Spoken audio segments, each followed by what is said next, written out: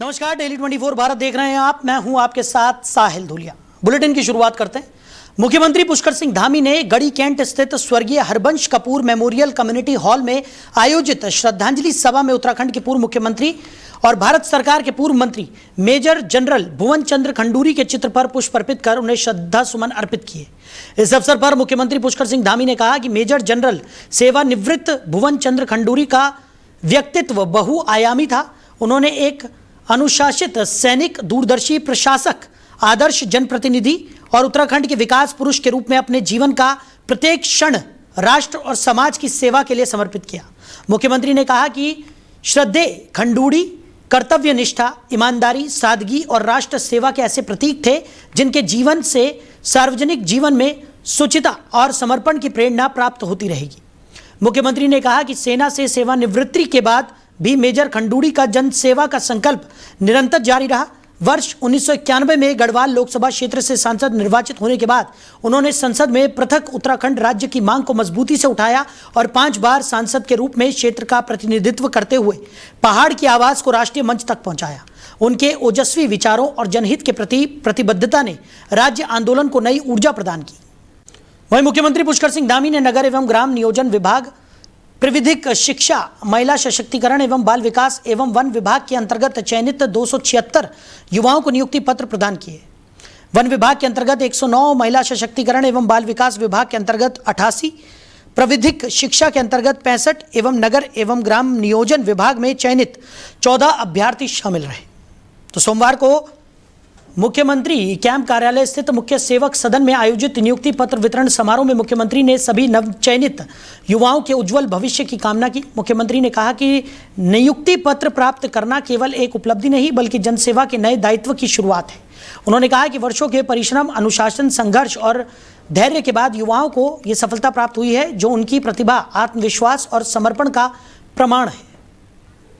वहीं पहाड़ों की रानी मसूरी के जड़ीपानी क्षेत्र में अवैध प्लॉटिंग और निर्माण के खिलाफ वन विभाग ने बड़ी कार्रवाई करते हुए जेसीबी से पुश्ते सड़कों और प्लॉटिंग संबंधी कार्यों को ध्वस्त कर दिया। कार्रवाई के दौरान वन विभाग और पुलिस की टीम मौके पर मौजूद रही। मसूरी वन रेंज के रेंजर महेंद्र सिंह ने बताया कि डीएफओ अमित कुमार के निर्देश पर जांच में पाया गया कि नोटिफाइड वन क्षेत्र में बिना अनुमति भूमि समतलीकरण, घेराबंदी और निर्माण कार्य किए जा रहे थे। वन विभाग ने स्पष्ट किया कि वन भूमि पर किसी भी प्रकार का निर्माण प्रतिबंधित है और दोषियों के खिलाफ वन संरक्षण अधिनियम 1980 के तहत कार्रवाई की जाएगी। इसके अलावा हाल के वर्षों में जारी कुछ एनओसी की भी जांच शुरू कर दी गई है। अगर अनियमितताएं सामने आती हैं तो संबंधित एनओसी निरस्त की जा सकती हैं। इस कार्रवाई के बाद क्षेत्र में अवैध निर्माण और भूमि उपयोग को लेकर प्रशासनिक प्रक्रियाओं पर बहस तेज हो गई है। ये डीएफओ साहब के निर्देशन पे यहाँ पे जो है ये पूरा नोटिफाइड लैंड थी। इस पे जो है क्या कहते हैं, लोगों ने बिना अनुमति के पुस्ते वगैरह बनाए थे जिसको कि हमारे द्वारा ध्वस्त किया गया है। पर ये काफी देर हुआ क्योंकि लोगों का कहना है काफी समय से ये चीज चल रही थी, खरीद फरोख्त की पूरी जमीन की हो गई है। ऐसे में वन विभाग द्वारा इतना डिले क्यों किया गया? देखिए, जहाँ तक जमीन की खरीद फरोख्त की बात है, वो लैंड बिक सकती है, परचेज कर सकते हैं, लेकिन बिना अनुमति के आप उसमें कोई भी गैर वानिकी कार्य नहीं कर सकते हैं, जिसके लिए इनके द्वारा कोई भी विभाग से अनुमति नहीं ली गई है, जिसके सापेक्ष हमारे द्वारा यहाँ पे कार्रवाई की गई। अब किस तरीके से कितनी प्लॉटिंग आप देख रहे हैं यहाँ पर, जिससे भी कई लोगों ने यहाँ पर पक्के सीमेंटेड पुस्ते बना दिए हैं, उसको किस तरीके से कर रहे हैं? जो ये पक्का पुस्ता बनाए गए हैं यहाँ पे, वो उसको हमारे द्वारा जो है ध्वस्त कर दिया गया है और हमारे द्वारा यहाँ के लोगों को स्पष्ट निर्देश दिए गए हैं कि यदि जमीन आपकी है तो आप विधिवत अनुमति लीजिए उसमें और फिर उसके बाद निर्माण कार्य कीजिए। वहीं पर्यटन विकास परिषद, सेना व आईटीबीपी के सहयोग से आयोजित नीति एक्सट्रीम अल्ट्रा रन के तहत दूसरे दिन पुरुष, महिला व ओपन वर्ग में 5, 10 व 21 किलोमीटर की दौड़ स्पर्धाएं हुई।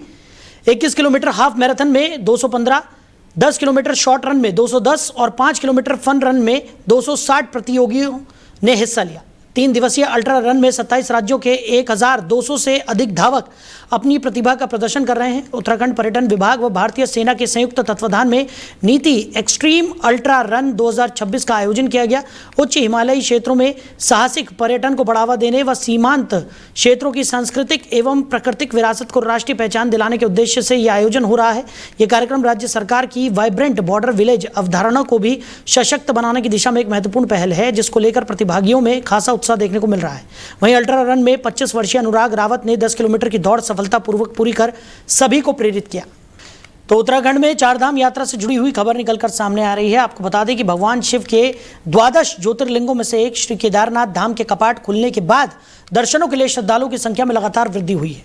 केदारनाथ विधायक आशा नौटियाल ने कहा कि विगत 22 अप्रैल को कपाट खुलने के बाद 40 दिनों में 10 लाख से अधिक श्रद्धालु बाबा केदारनाथ के दर्शन कर चुके हैं। उन्होंने कहा कि ऐतिहासिक उपलब्धि बाबा केदारनाथ के प्रति देश विदेश के श्रद्धालुओं की अटूट आस्था, विश्वास, समर्पण और देवभूमि उत्तराखंड की आध्यात्मिक गरिमा का दिव्य प्रमाण है। उन्होंने कहा कि श्रद्धालुओं की संख्या में लगातार वृद्धि स्थानीय अर्थव्यवस्था, धार्मिक गतिविधियों एवं क्षेत्र के समग्र विकास को नई गति प्रदान करेगी। केदारनाथ विधायक आशा नौटियाल ने इस अवसर पर प्रसन्नता व्यक्त करते हुए कहा कि ये केवल एक आंकड़ा नहीं बल्कि बाबा केदार के प्रति करोड़ों श्रद्धालुओं की अगाध श्रद्धा और उत्तराखंड की धार्मिक सांस्कृतिक गरिमा का जीवंत प्रतिबिंब है। उन्होंने कहा कि बाबा केदारनाथ की कृपा से प्रधानमंत्री नरेंद्र मोदी के दूरदर्शी मार्गदर्शन एवं मुख्यमंत्री पुष्कर सिंह धामी के कुशल नेतृत्व में श्री केदारनाथ धाम का पुनर्निर्माण एवं विकास अभूतपूर्व गति से आगे बढ़ा है, जिससे धाम की दिव्यता, भव्यता और सुविधाओं के निरंतर विस्तार को लेकर कार्य किया गया है। उन्होंने बताया कि यात्रा मार्ग पर यातायात प्रबंधन, स्वास्थ्य सेवाओं की उपलब्धता, सुरक्षा व्यवस्था, स्वच्छता, पेयजल और आपदा प्रबंधन की दृष्टि से व्यापक एवं प्रभावी व्यवस्थाएं सुनिश्चित की गई हैं। शासन और प्रशासन के समन्वित प्रयासों से श्रद्धाओं को और श्रद्धालुओं को बेहतर सुविधाएं उपलब्ध हो रही हैं, जिससे यात्रा अनुभव अधिक सहज और सुरक्षित बना हुआ है। वहीं उत्तराखंड में पिछले कुछ दिनों से मौसम सुहाना बना हुआ है। लोगों को उमस भरी गर्मी से राहत मिली है। कई जिलों में गरज चमक के साथ झमाझम बारिश हो रही है। इस बीच मौसम विभाग ने नई भविष्यवाणी कर दी है। मौसम विभाग ने देहरादून, नैनीताल, चमोली, रुद्रप्रयाग और पिथौरागढ़ समेत कई जिलों के लिए येलो अलर्ट जारी कर दिया है। इन पहाड़ी इलाकों में गरज चमक के साथ आकाशीय बिजली गिरने और 40 किलोमीटर प्रति घंटे की रफ्तार से झोंकेदार हवाएं चलने की संभावना जताई गई है। भारतीय मौसम विज्ञान विभाग IMD की माने तो 2 जून को भी उत्तराखंड के पहाड़ी और मैदानी इलाकों में राहत और आफत का मिलाजुला असर दिखाई देगा। राज्य के कई हिस्सों में गरज चमक के साथ आकाशीय बिजली गिरने और झोंकेदार हवाएं चलने की आशंका है। वहीं ऊंचाई वाले क्षेत्रों में हल्की बारिश और बर्फबारी की भी संभावना है। स्काईमेट वेदर की रिपोर्ट्स और मौजूदा गंभीर परिस्थितियों को देखते हुए प्रशासन भी पूरी तरह अलर्ट है। हालात ऐसे हैं कि खराब मौसम और पहाड़ों पर भूस्खलन के खतरे को देखते हुए चारधाम यात्रा को अस्थायी रूप से रोक दिया गया है। मौसम विभाग के मुताबिक पिछले 24 घंटों में रामेश्वर में 33 मिलीमीटर, कीर्तिनगर में 30 मिलीमीटर, नैनीताल में 28.5 मिलीमीटर और चंपायत में 27 मिलीमीटर बारिश हुई है। इस बारिश का सबसे ज़्यादा फायदा जंगल की आग को शांत होने में हुआ है। पिछले कई दिनों से पहाड़ों में धधक रही जंगलों की आग पूरी तरह शांत हो गई है। इतना ही नहीं, गर्मियों की शुरुआत में गहराने वाले पेयजल संकट से भी स्थानीय लोगों को काफ़ी राहत मिली है। वहीं देहरादून में नियुक्ति पत्र वितरण कार्यक्रम का आयोजन किया गया, जिसमें CM पुष्कर सिंह धामी ने शिरकत की और कार्यक्रम में नवनियुक्त जितने भी लोग थे उन्हें नियुक्ति पत्र वितरित करते हुए CM धामी नजर आए। देखिए। Today, on the occasion of the appointment letter distribution program for appointments under various departments, whose address you just heard, the Abhay Cabinet, Minister of Uttarakhand Government, Minister of many departments, respected Dr. Dhanand Singh, Baba Ji, our senior Minister of many departments, supported by Rekha Ji, Khajan Das Ji, and our senior leader, and Rajya Sabha MP, respectively. Nared Vasal Ji, popular MLA of Kant Assembly, respected Savita Kapoor Ji,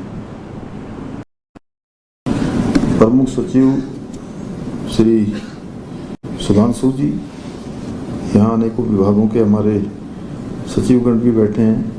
Ranjit Sinha ji हैं, doctor R. Rajesh ji हैं, Chandresh Yadav ji, Ranjan Mishra ji, hop Desraj जी, प्रावधिक शिक्षा के बंसीलाल राणा जी, श्री गोविंद सिंह जी हमारे media सलाहकार समिति के chairman, और अभी सभी अन्य अधिकारीगण, कर्मचारीगण, और आज जिनके लिए ये बहुत ही शानदार कार्यक्रम, जिसकी हम सबको, आप सबको प्रतीक्षा थी काफ़ी समय से,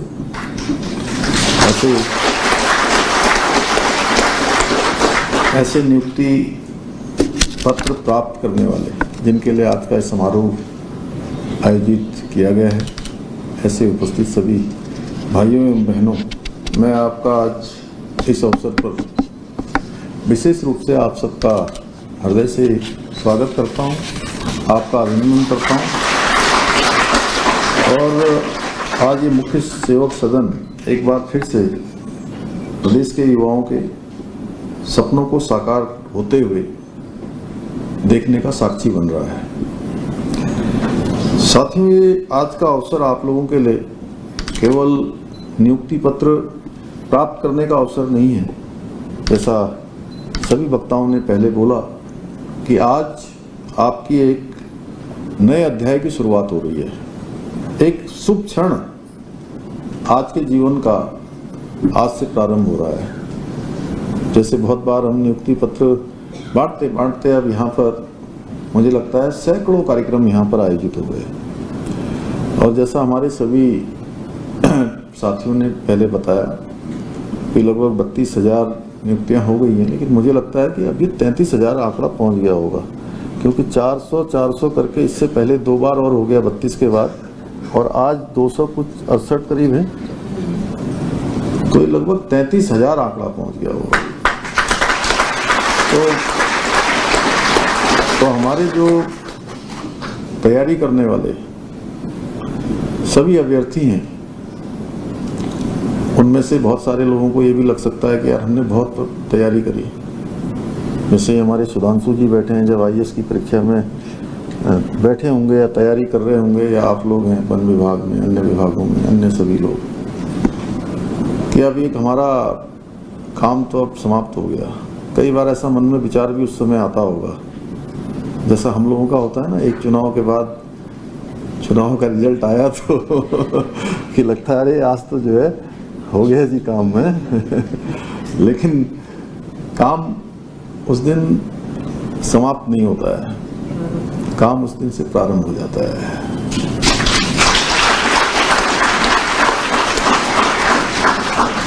वैसे ही आप लोगों का भी आज एक नई शुरुआत आज से हो रही है, और सच में काम अब प्रारंभ हो रहा है।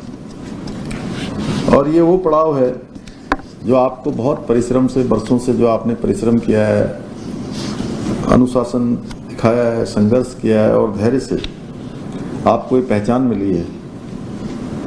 और महान कवि सोहनलाल द्विवेदी जी ने कहा है कि लहरों से डरकर नौका पार नहीं होती है, कोशिश करने वालों की कभी हार नहीं होती है।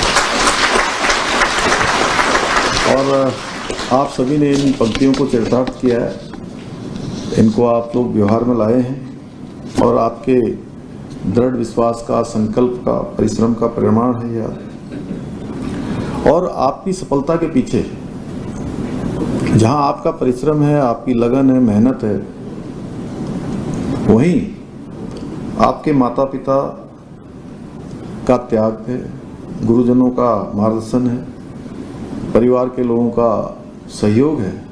इन सभी के एक साथ होने से, सबकी प्रार्थनाएं भी हैं आपके साथ। और प्रार्थना में इसलिए कह रहा हूं कि कई बार अभी प्रार्थना भी आपको रोज करनी चाहिए। मुझे लगता है कि रोज आज से, जब से आप अपने नए जीवन का नया अध्याय, अपने जीवन का नया अध्याय जब प्रारंभ कर रहे हैं, तो प्रार्थना इसलिए जरूरी है कि आपके लिए भी सब प्रार्थना करते हैं, अभी आपके माता पिता करते हैं, और आप भी प्रार्थना करेंगे और प्रयास करेंगे दोनों, तो आपके मन में कभी अहंकार नहीं आएगा, कभी आपको जो है घमंड नहीं होगा, अभिमान नहीं होगा कि ये मेरे द्वारा ही जो है सब कुछ हो रहा है। जब आप प्रार्थना करेंगे, प्रयास करेंगे, तो आपको लगेगा कि कोई अदृश्य शक्ति भी है जो मेरे पीछे खड़ी है, और जो भी मैं काम कर रहा हूं उसमें अगर सफलता मिल रही है, वो संपन्नता हो रही है, तो उन्हीं के आशीर्वाद से हो रही है। मैं इस अवसर पर आपके अभिभावकों को, आपके गुरुजनों को भी मैं बधाई देता हूं, उनको भी शुभकामनाएं देता हूं। मुझे प्रसन्नता है कि आज नगर एवं ग्राम नियोजन विभाग, प्राविधिक शिक्षा विभाग, महिला सशक्तिकरण, बाल विकास विभाग, वन विभाग के अंतर्गत चयनित 276 युवा साथियों को आज यहाँ पर हम सभी को नियुक्ति पत्र देने का सौभाग्य प्राप्त हो रहा है। मैं भर्ती प्रक्रिया से जुड़े समस्त विभागों के सभी अधिकारियों को भी, सभी कर्मचारियों को भी, जिन्होंने भी इस परीक्षा को पूरी पारदर्शिता के साथ, निष्पक्षता के साथ और समयबद्धता के साथ संपन्न कराने में योगदान दिया है, उनको भी अपनी ओर से बहुत साधुवाद देता हूँ। साथियों, आज से आपकी पहचान उत्तराखंड सरकार में एक जिम्मेदार सरकारी अधिकारी, कर्मचारी के रूप में होगी और आपको अपने कार्यों से अब ये दिखाना होगा कि जब व्यवस्था में योग्य एवं कर्मठ और ईमानदार युवा आगे आते हैं, तब विकास केवल योजनाओं तक सीमित नहीं रहता है, बल्कि उसका लाभ समाज के अंतिम व्यक्ति को मिलता है। अब कुछ लोग कह रहे होंगे कि युवा कह रहा हूं मैं, तो क्या हम लोग जो जिनके बारे में रेखा जी कह रही थी अभी कि उनको भी आज जो है कार्यकर्ती से सुपरवाइजर बनने का अवसर मिल रहा है। तो मैं युवा के बारे में मैंने युवा बचपन से कभी छात्र राजनीति में और कभी युवा राजनीति में, दोनों में काम किया है। तब मैं कहता था युवा कौन होता है। नरेश जी हमारे अभिभावक हैं, यहाँ बैठे हैं, हम कहते थे युवा वो होता है जिसके पैरों में गति होती है।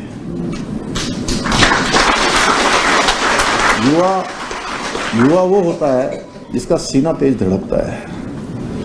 युवा वो होता है जिसकी आवाज में दम होता है। युवा वो होता है जो हर मुश्किल में रास्ता निकालता है। युवा वो होता है जो धरती से अंबर को जोड़ना जानता है। और भी मैं बहुत बोल सकता हूं इसमें। युवा वो होता है जो रेत से भी तेल निकालना जानता है। तो आप सबके चेहरों को देखकर मैं कह सकता हूं कि युवा इधर जरूर है, लेकिन ये भी युवाओं से कम नहीं है।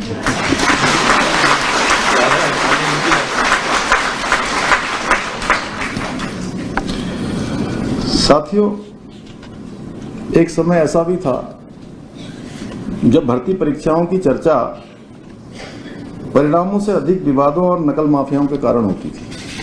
आप सबको भली बात याद होगा, अधिकतर भर्ती परीक्षाएं संदेह, विवाद और भ्रष्टाचार की चर्चाओं से घिरी रहती थी।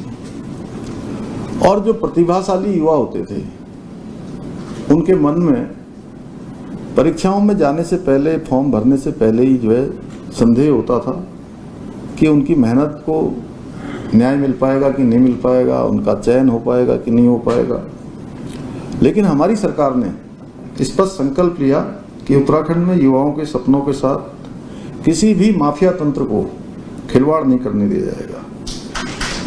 और इसी सोच के साथ हमने देश का सबसे सख्त नकल विरोधी कानून लागू किया, जिसके तहत भर्ती परीक्षाओं को पारदर्शी बनाया गया, जवाबदेह बनाया गया और पहले प्रतिभा से अधिक पैरवी और परिश्रम से अधिक सिफारिशों की चर्चा होती थी। लेकिन आज परिस्थितियां बदल गई हैं। आप सबके सामने है कि आज किसी भी युवा को सफलता उसके परिचय से नहीं, कि वो उसका बैकग्राउंड क्या है, उसके ताल्लुक किससे हैं, उसके पीछे कोई सिफारिश है कि नहीं है, किसी बड़े परिवार से है क्या, कहीं से है क्या, कोई ऐसी जगह से है जहाँ से जैक लग सकता है, वो नहीं, बल्कि उसकी प्रतिभा, योग्यता और क्षमता से आज चयन होता है। साथियों, उस युवा का संघर्ष जो सीमित संसाधनों के बीच अपने सपनों को साकार करने के लिए दिन रात मेहनत करता है, उसे वही समझ सकता है जिसने संघर्ष को जिया हो। और उससे भी ज्यादा उनके माता पिता समझ सकते हैं जो एक सामान्य छोटी सी कोई परचून की दुकान चलाता है, कोई सब्जी की दुकान चलाता है, कोई गांव में छोटा सा खेत सब्जी लगाकर, एक भैंस गाय पालकर, दूध बेचकर घी बेचकर अपने बेटे और बेटियों को पढ़ने के लिए दूर भेजता था। और जब उनका बेटा योग्य भी होता था, उसके अंदर क्षमता भी होती थी, प्रतिभा भी होती थी और मेहनत भी करता था, उसके बाद भी उसका चयन नहीं होता था, तो जो बेटों का हाल होता होगा वो तो उनका आत्मविश्वास गिरता ही था। लेकिन आप जरा सोचिए कि उनके माता पिता का क्या हाल होता होगा, उनके ऊपर क्या बीतती होगी, जिनके लिए सारा का सारा जीवन का सपना केवल उनके बेटा और बेटी होते थे। उनके सपने टूटते थे, मंजिल उससे रूठती थी, लक्ष्य उनसे भटक जाता था, उनका आत्मविश्वास डगमगा जाता था। भाइयों बहनों, इसीलिए हम ये नकल का कानून लाए और उसका परिणाम भी हुआ कि आज युवाओं को पूरी पारदर्शिता के साथ चयन का अवसर मिल रहा है। और यही कारण है कि आज युवा उन लोगों की पहचान बन चुका है जो केवल बड़ी बड़ी बातें करते थे। और युवा अच्छी तरह से जान गए हैं कि बड़ी बड़ी बातें होती थी पहले, कि आज हमने ये इतनी भर्तियां निकाल दी, भर्तियां निकलती थी वो कैंसिल हो जाती थी, रिजल्ट उसका कभी निकलता ही नहीं था, और निकलता भी था तो थोड़े दिनों बाद पूरा हंगामा मचता था कि भर्ती परीक्षाओं को कैंसिल कर दिया जाए। तो इसलिए साथियों, आज पूरा परिदृश्य बदल चुका है और मुझे गर्व है कि इन 4.5 वर्षों में 33,000 युवाओं को पूरी पारदर्शिता और मेरिट के आधार पर सरकारी सेवाओं से जुड़ने का अवसर मिला है, सरकारी सेवाओं में जाने का अवसर मिला है। और हमने केवल नौकरियों को ही नहीं संपन्न कराया, बल्कि हजारों परिवारों के सपनों को नई उड़ान देने का भी प्रयास किया है। आप सभी 276 युवा भी इस परिवर्तनकारी यात्रा का हिस्सा बन चुके हैं। मेरे युवा साथियों, आज आप जिन विभागों का हिस्सा बनने जा रहे हैं वे उत्तराखंड के विकास की दृष्टि से, जनमानस की सेवा की दृष्टि से, जन कल्याण की दृष्टि से अत्यंत महत्वपूर्ण भूमिका निभाने वाले विभाग हैं। नगर एवं ग्राम नियोजन विभाग से जुड़े युवा साथियों के कंधों पर भविष्य के उत्तराखंड को सुनियोजित रूप से और व्यवस्थित रूप से करने की जिम्मेदारी है। प्राविधिक शिक्षा विभाग के अंतर्गत जो चयन हुए हैं उनको नई तकनीकी, नए कौशल और नए अवसरों को जोड़ने का महत्वपूर्ण कार्य उनके कंधों पर है। महिला सशक्तिकरण एवं बाल विकास विभाग में जिनकी नियुक्ति हुई है उनकी भूमिका विशेष रूप से महत्वपूर्ण है, क्योंकि आपके कार्य का सीधा संबंध माताओं और बच्चों के स्वास्थ्य, पोषण और सुरक्षा से जुड़ा हुआ है। वहीं वन विभाग में जिनका चयन हुआ है उन साथियों के ऊपर हमारी वन संपदा, वन्य जीवों और प्राकृतिक धरोहरों के संरक्षण की महत्वपूर्ण जिम्मेदारी होगी। साथियों, गोस्वामी तुलसीदास जी ने रामचरितमानस में कहा है, राम काज कीन्हे बिनु मोहे कहाँ विश्राम। पवन पुत्र हनुमान जी के लिए प्रभु श्री राम का कार्य ही सर्वोच्च धर्म था। उसी प्रकार आज से जन सेवा ही आपका सर्वोच्च कर्तव्य है, सर्वोच्च जिम्मेदारी है।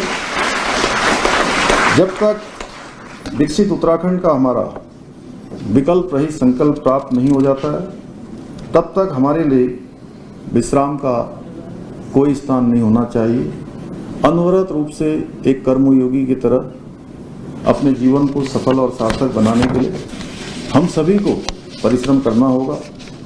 भाइयों बहनों, आज आदरणीय प्रधानमंत्री श्री नरेंद्र मोदी जी के नेतृत्व में विकसित भारत 2047 के महान संकल्प के साथ आगे बढ़ रहा है।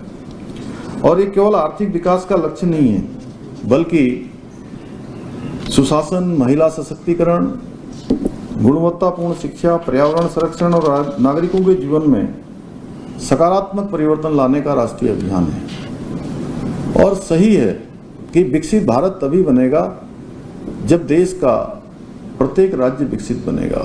यानी कि भारत विकसित बनना है तो उत्तराखंड भी विकसित बनना है। उत्तराखंड विकसित तभी होगा जब उत्तराखंड का हर जनपद विकसित होगा, हर शहर विकसित होगा, हर गांव विकसित होगा, हर मोहल्ला विकसित होगा, हर स्थान विकसित होगा, तभी विकसित भारत का संकल्प पूरा होगा। आदरणीय प्रधानमंत्री जी के मार्गदर्शन में हमारी डबल इंजन सरकार उत्तराखंड को देश के अग्रणी राज्यों में स्थापित करने के लिए निरंतर कार्य कर रही है। प्रदेश की अर्थव्यवस्था लगातार मजबूत हो रही है, आधारभूत ढांचे का विस्तार हो रहा है, निवेश बढ़ रहा है, युवाओं के लिए रोजगार के नए अवसर सर्जित हो रहे हैं। हमारा लक्ष्य ऐसा उत्तराखंड बनाना है जहां अवसरों के कारण रिवर्स पलायन हो, यानी कि लोग अपने पैतृक स्थानों को वापस आए, अपने उन क्षेत्रों में जहां उनके माता पिता कहीं रहते थे, आज वहां अपार संभावनाओं के द्वार खुल रहे हैं, वहां वापस आए और यहाँ का युवा रोजगार खोजने वाला नहीं बल्कि रोजगार सृजित करने वाला बने, जहाँ विकास का लाभ समाज के अंतिम व्यक्ति तक पहुँचे। हमने उत्तराखंड में ऐसी कार्य संस्कृति स्थापित करने का प्रयास किया है जहाँ घोषणा से अधिक डिलीवरी, वादों से अधिक परिणाम और राजनीति से अधिक विकास को महत्व दिया जाता है। मेरे युवा साथियों, आज आपको केवल नौकरी नहीं मिली है बल्कि उत्तराखंड की जनता की आकांक्षाओं को पूरा करने का दायित्व मिला है, क्योंकि इतिहास उन लोगों को याद रखता है जिन्होंने सुविधाएं खोजी, बल्कि उन लोगों को याद रखता है जिन्होंने जिम्मेदारियां निभाई हैं। मुझे पूरा विश्वास है कि आप सभी अपनी कार्यकुशलता से, ईमानदारी से, संवेदनशीलता से और कर्तव्य निष्ठा के बल पर जनता की अपेक्षाओं पर खरे उतरेंगे, उत्तराखंड की प्रगति में अपना महत्वपूर्ण योगदान देंगे। न रुकेंगे, न झुकेंगे, न थकेंगे, शेष उत्तराखंड के निर्माण तक अनवरत रूप से आगे बढ़ते जाएंगे। इसी विकल्प, सही संकल्प के साथ आप सभी युवा साथियों को पुनः आपके उज्जवल भविष्य की शुभकामनाएं देते हुए मैं अपनी बात समाप्त करता हूं। धन्यवाद।